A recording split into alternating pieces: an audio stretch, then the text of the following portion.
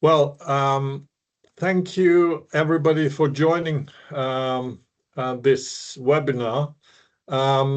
Today I will talk about my kind of dedication to bridge science and practice. So there will be some theoretical work or practical work and the applications, and about my kind of journey and my passion for water and AI, artificial intelligence. So before I get into the subject of today, I have to mention that I'm currently based in the Netherlands at the KWR Water Research Institute. And the key motto of the institute is, bridging science to practice. And I will try and make a pointer, bridging science to practice. And this is the organization that is working in the SDG 6 area, clean water and sanitation. And we work for and with 10 Dutch water utilities and 1 Belgian utility for the city of Brussels. There are about 200 employees and 160 are researchers. There are about 150, 160. I also work for the University of Exeter in the UK, and Exeter was ranked first globally for clean water and sanitation, again SDG 6, in 23 and 24, and we kind of narrowly missed it in 25. So it is a very nice institution to work for when it is so dedicated to global clean water and sanitation progress. And there I co-established the Center for Water Systems in 1998, and for 20 years I'm the director there. But I originally come from Serbia, and that's why we have this over Belgrade.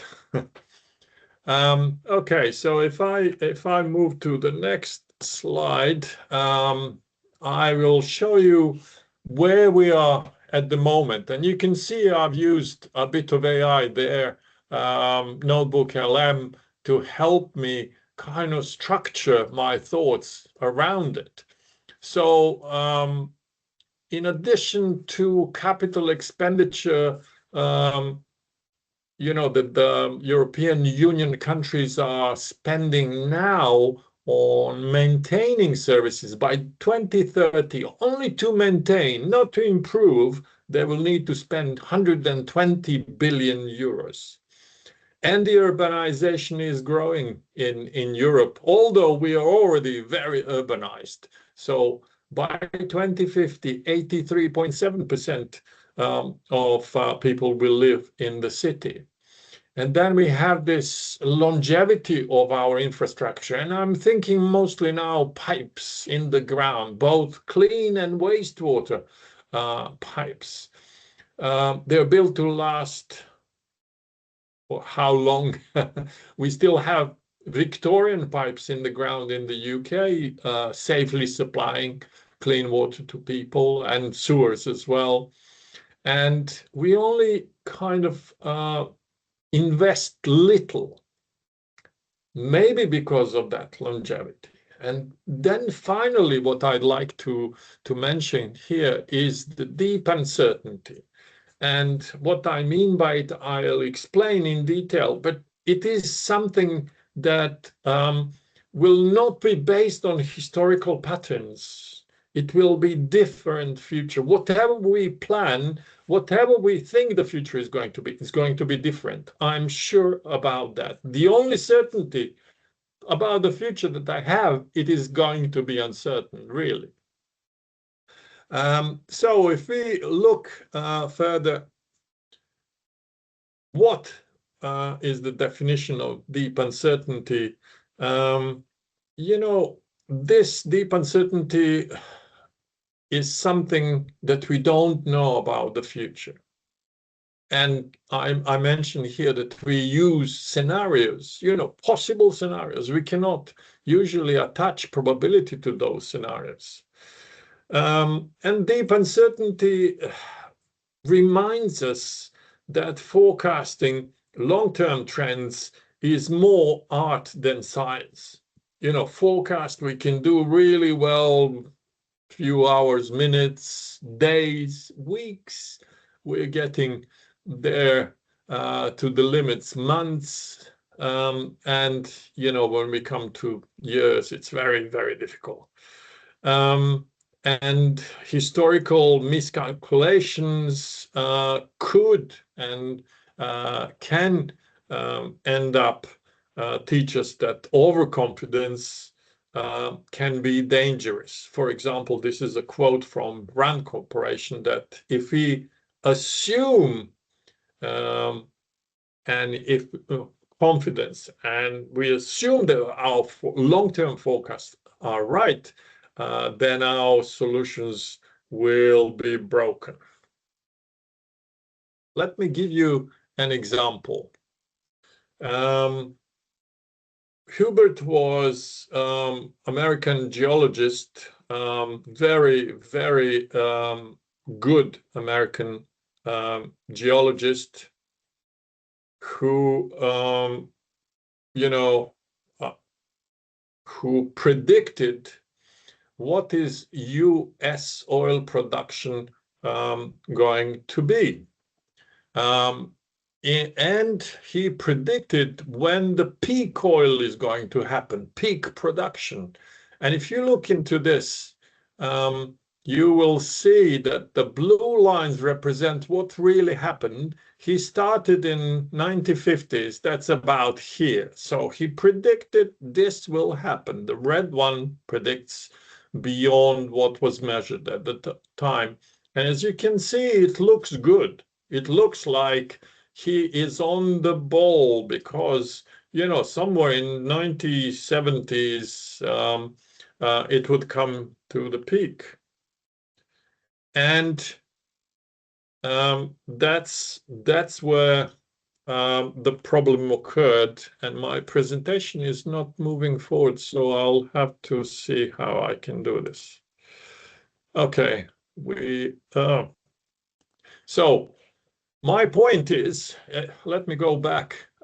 This is what happened after Hubert predicted that. In the 1980s, we had the shale oil boom, and his prediction went out of the window. So we need to look into better in the future, and we are shockingly bad at predicting that long-term future. So what can we do? And this is something that, together with 3 other colleagues that you can see here, we came up with an idea to develop methodologies and implement methodologies for long-term water infrastructure transitioning. You know, how can we transition into that future flexibly, satisfying the requirement under deep uncertainty? And we couldn't do that without being transdisciplinary. And our work under this ERC funded Water Futures projects, that's how we called it, adopts that adaptive mindset, ensuring that our decisions remain agile even when the future is unpredictable. So we have Professor Phoebe Konduri, which is, she is environmental economist, and environmental economist from Athens University of Economics and Business and Cambridge University. Professor Marios Polikarpou from Chios Research and Innovation Center of Excellence at the University of Cyprus in Cyprus. Professor Barbara Hammer, Bielefeld University. By the way, Marios Polikarpou is professor of control engineering. Barbara Hammer is professor of machine learning at Bielefeld University in Germany. And myself. So we have, you know, a group of people, internationally kind of oriented people and interdisciplinary. And at KWR and at Exeter and some other universities, I have a group of PhD students that I'm working with. So on the top is Lydia Tsiami, and she's most of today's presentation is related to her work, stage design optimization using reinforcement learning. And then on the left, I have Dennis Zanuto. He's looking into operational flexibility. On the right, we have water quality person, Konstantinos Glinis. He's looking in biofilm control, formation, modeling management. Then we have Christos Michalopoulos, who is looking into generative AI for future scenario generation. And on the left, I have Beatrice here, and she's looking into climate change impact on water distribution system design and operation. So quite a combination of interesting research. So when I want to demonstrate flexibility, I actually look into London Tube map or London Underground map. It's very complex, and trains sometimes break down. We don't know when and where.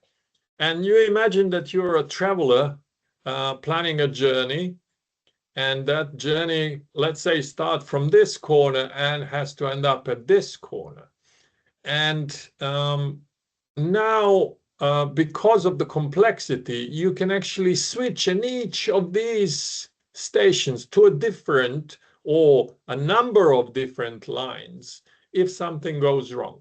So if they tell you, you know, we cannot go further because there is a problem ahead of us, then you flexibly change to a different line. That's what we want to have in our long-term planning of the systems, particularly urban drainage and distribution systems. And let me show you another example comparing water distribution or water supply design. This is a real kind of system in the Netherlands. This is Amsterdam, and they predict that the demand by 2042 will increase 40%. Again, that's uncertain, but that's where they're working on. And all those yellow and red areas here, they show that the pressure in the system will be too low to deliver demands. So we have a very complex system. We have uncertain demands, 16,000 pipes and new sources. And we have a complex system on the right with 275 stations and 12 lines going all over the city. So similarities are uncanny. And for example, for Amsterdam, we need to plan long-term development. We need to do it in stages because we cannot implement everything overnight. And it would be stupid to implement something for 2040 now, you know, with all the capital investment needed. And also, you know, you can compare it to a traveler planning their journey, because there's stages from stop to stop. That's a stage that they have to pass to. And also it's uncertain when it is going to break or not. So we demonstrate our approach, or Water Futures approach, through a real world case study of a large drinking water utility. Vitens is the largest drinking water utility in the Netherlands. You can see it here. It's this light blue. It actually serves 6 million people in the country, and they have developed this plan, long-term strategy, or their vision for their supply network, and they call it target structure. Basically, to define a future system configuration that simplifies operation, reduces costs, and ensures supply under future uncertainty in a sustainable manner. So, we need to think, how can it be achieved in stages for the uncertain future and still satisfy all the requirement. So what makes it difficult, and what makes the current system inefficient for the future? On the right, you have a skeletonized representation of the network. And if you look into it, you will see this little, like reservoir icons. Those are 86 production locations. This is where water is extracted, treated, and sent to the customers. Well, we also have unconnected clusters serving only local areas, and they're given and shown here in different colors. So what you can see is there are no pipes between them or connecting them. Some of these clusters have more water than they use. Some are near their limit, so soon they will be exceeded, and then they won't be able to supply enough water. Most of these 86 locations are small to medium sized, built to meet local demand, not to be transported long way away. And some are in sensitive areas, Nature 2000 zones, in peat and sandy soils. And again, that's what Vitens wanted to avoid in their strategy. So a central goal or objective of their strategy is consolidate production into a smaller number of more robust, well-connected locations. So they need to connect them, they need to rationalize, and also they can decommission some less strategic or vulnerable sites. So the goal is reduce the number of production locations, meet the drinking water for what 2050 could be. So we have demand scenarios now, uncertain demand scenarios, not a single point, but several. And then requirements that we cannot exceed maximum capacity for each of the sites, obvious, because there is no more resources. And maximum capacity is usually limited by the environmental considerations. And also we need to meet the minimum pressure requirements, as it's normal for any water supply distribution network. So they embarked on getting their own experts develop solutions. And the options that they have were all of these under number one, to remove some production locations. And they were looking, can we remove all the sites that are smaller than 5 mega meter cube per year? Or can we do 50% of sites smaller than 5, or sites smaller than 10, or again 50%?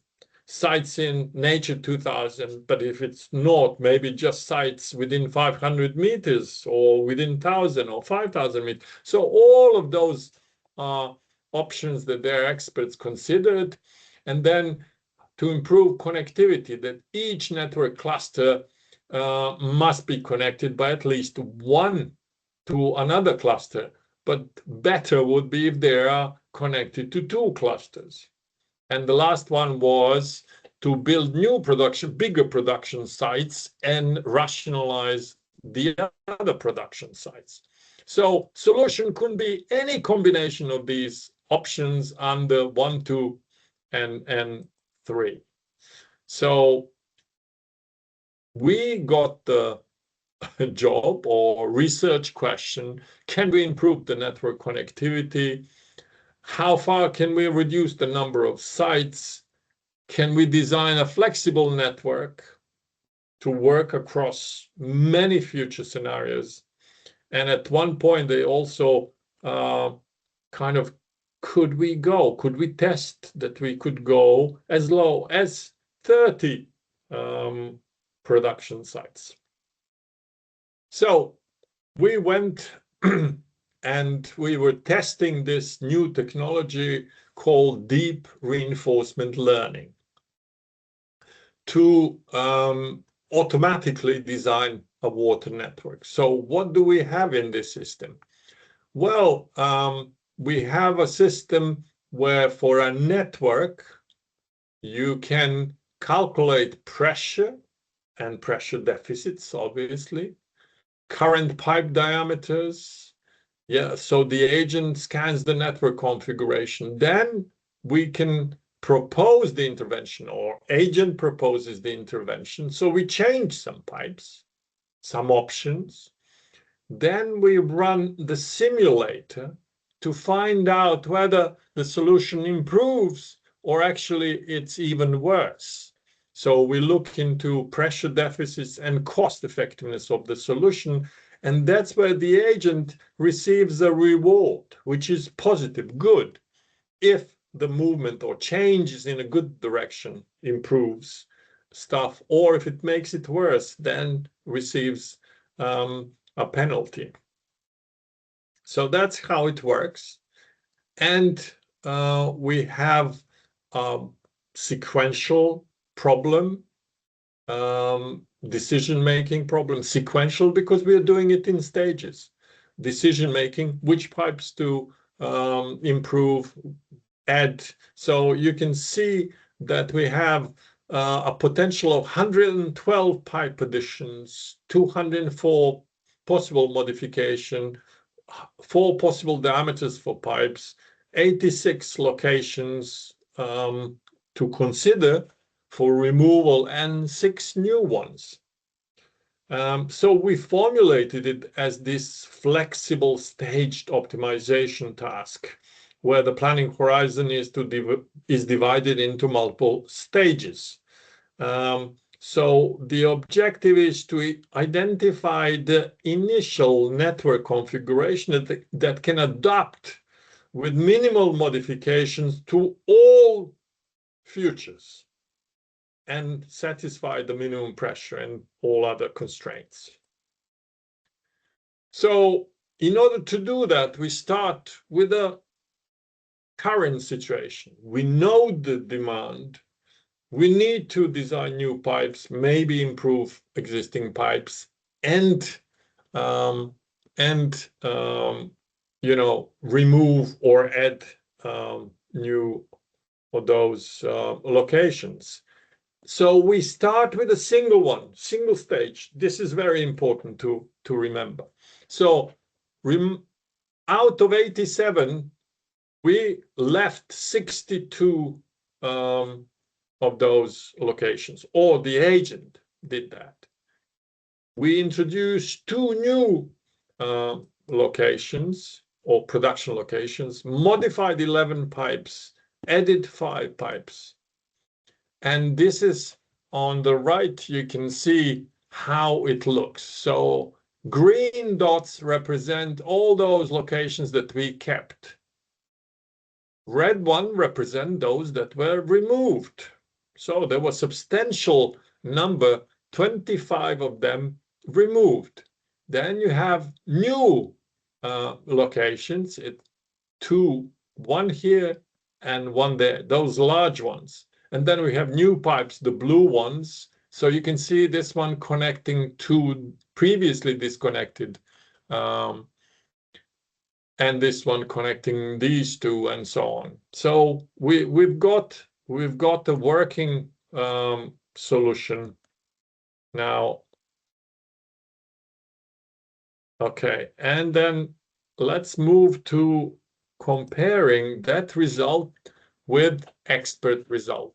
And again, this is for a single stage. So one kind of solution. So what we have here is kind of parallel axis plot where each of these vertical lines represents objective.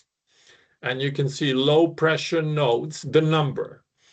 Total pressure deficit, this is the meter pressure. Total cost, number of modified pipes, number of added pipes, active production locations, and new production locations. What we've done, we've normalized all these objectives. So all the solutions, and there were 13 solutions by experts provided for this single stage design. And we also oriented them so that normalized from 0 to 1, where 0 represents the best possible value of a solution for a particular objective. So low pressure nodes means no low pressure nodes. Total pressure deficits 0 means no pressure deficit. Added pipes 0 means no added pipes. Active production locations 0 means we've eliminated all of them, which is impossible. But hey, that's just an objective. So what have we got here? So we've got that we have expert solutions that are infeasible in gray. Only 2 feasible solutions. What do we mean by feasible solution? Meaning that you know, they satisfy reasonably pressure requirements. There are no other violation of constraints. And you can see out of 13, only 2 were feasible. And those are the blue ones. You can see in blue, these are the ones that satisfy that requirement. But they're associated with high costs. Look, costs, one is here, one is the most expensive. The number of modified pipes is very high, and so on. We have ground truth, which is the dark black. That's the current situation. And then we have our solution that is somewhere in between, but it's feasible, has very low cost. Because here total cost is 0 because we don't do anything. Here we have small cost and we manage to improve on various other objectives. Look at the modified pipes here, here, and here. And also our solution reduces the number of locations, production locations, whereas 2 feasible solution keeps all of them and also generates some new production locations. Anyway, so this shows that optimization that we kind of used here is definitely working. So if we move to the future, when we are talking about flexible design, when we are talking about stage design, where we are talking about uncertain future, here we have 3 particular demand growths. So you can see here we have 2020 to 2050. So we have current demand at 1, so that's a demand factor. And if you multiply it, you get 3 times more demand here. So if it grows really substantially, although we have few moderate increases here as well. And then if we look, and also they change from node to node. So you have spatially different demand. At one particular area, you have this huge, and then some areas have much smaller. Or you can see low growth at one particular area goes just about 20% maybe, but some areas experience actually lower demand. Or you have moderate growth, where it goes to over 50%, and some areas don't go more than, stay the same or increase very little. So we have a situation where we optimize for flexible design. When we optimized individually for scenarios. So if we look here, we have high, low, and medium scenario. And for each of those, we will have a horizontal line that represents a solution. Okay, let me show that.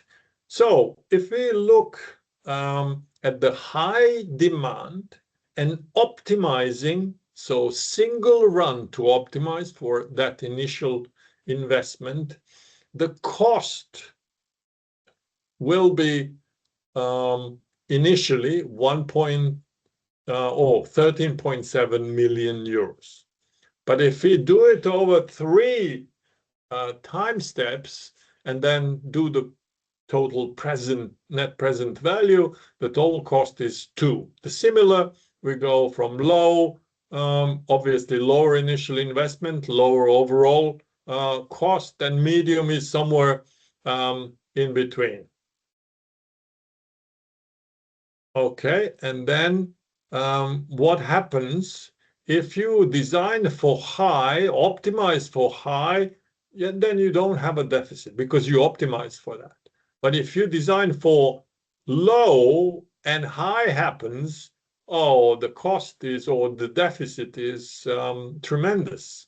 Or if you design for medium and the high happens, again, 3,000, 2,000 meters of deficit. And what happened to production locations? You keep 81 or have 81. If you go for low, you go down to 62. So you see, even with low demand increase, you have to increase, you have to have a substantial number of these production locations. We cannot go to 30. So hypothesis of 30 is not possible within this. And medium, again, these are single designs over 3 planning periods. What happened with our flexible solution? Our flexible solution obviously works with each of the 3 scenarios, and I will show you how. So the initial investment is 1.1 or 11.1 million. So that means it's cheaper than initial investment for the high scenario. If you look at the total present cost, it will be higher. Why is it higher? Because you know, it will be if you have high demand, it will be higher because you pay for that flexibility a little bit more. But look at this. If we have our flexible design and the low happens, then we would have much lower, and then overall cost, and then this one. So if we look at the average costs, total present value for high is about 2, and average cost for all 3 of the potential futures is lower than that highest one. So going for the highest one wouldn't be the best, forgetting about water quality issues with oversized systems and so on. So if we look into the flexible design, this is what I like to spend some time just explaining the solution. So this is the present solution. This is what our flexible design says. You start from this one. By designing this way, you can easily switch to the high, low, or medium growth plan, because these are contiguous. The pipes in this one are also kind of related to pipes in that one. But this also shows that if you go and in 2030, you see that you have the low growth, but then from 2030 to 2040 is high growth. You actually jump from here to this solution. So we have all those solutions in this in this screen here. So the agent has identified a shared initial design that is adaptable across all three futures. And this is the main kind of outcome of this. Gives you flexibility for the declining demand scenario, where only one area experiences a demand increase. The initial design requires no further interventions. And that's this one. You see, there are no pipes here, no blue or red lines in here. Okay, if you keep low, there is no interventions. But you can actually move from one to another, from low to high, and so on. And in contrast, when we look into high growth scenarios, require the most extensive modification, and that is particularly true for later stages. Look at this, so many changes, because you see the demand increased 3 times by the last stage. So we have here a fully functional, adaptable solution for our problem. This is what I also like to mention. And when we look, each of these circles represent decision variables that have been changed. So decisions that have been made. And if you look into scenario optimal solution, this is when we individually optimize for high growth scenario, low growth scenario, and medium growth scenario. If you look into these three, the overlap, the common solutions or interventions, if you wish, decisions, is very small. They're very different. So it would be difficult to adapt one solution to the other. But if you look at the flexible design, you can see that this is the common area. So, this will be the solutions that satisfy all of them, low, high, and medium growth. So gives more kind of common contiguous solutions, really, in this case. So our approach, in the end, contributes to a new generation of data-driven dynamic planning decision support system tools for the water sector. This could be extended to apply to wastewater treatment. So you have future that is uncertain, expressed as scenarios, you have potential decisions, you make no regret decisions at the beginning that could be easily changed when something happens in the future. And I hope I demonstrated how flexible scenario-based methodologies can help utilities move beyond static planning, one-stage planning, and develop strategies that are better suited to supporting decision-making under deep uncertainty. That's what is happening. What is happening here. So, with that, I'd like to kind of conclude this presentation by looking into the future. And as we look to the future, uncertainty will be our constant companion. And, we collect lots of data. We want action now. So in my view, the opportunity with AI and digital tools can be a game changer to achieve this long-term water resilience. Something that will be implementable, practical, cost efficient, and resource efficient for a long-term future. So we can meet future demand, although we don't know with certainty what those demands are going to be. And with that, I'd like to, first of all, acknowledge the work by PhD student Lydia Tsiami, who is now in her final months of the PhD studies. She's done quite a lot on the Water Futures project, and she's continuing to contribute in this area by looking into graph neural networks acceleration of the decision support process, and also looking into multi-objective deep learning, reinforcement learning application in this area. So thank you once again for being in this webinar. I wish you successful work if you are in the water sector, and I will be very happy to answer any questions you may have. Thank you.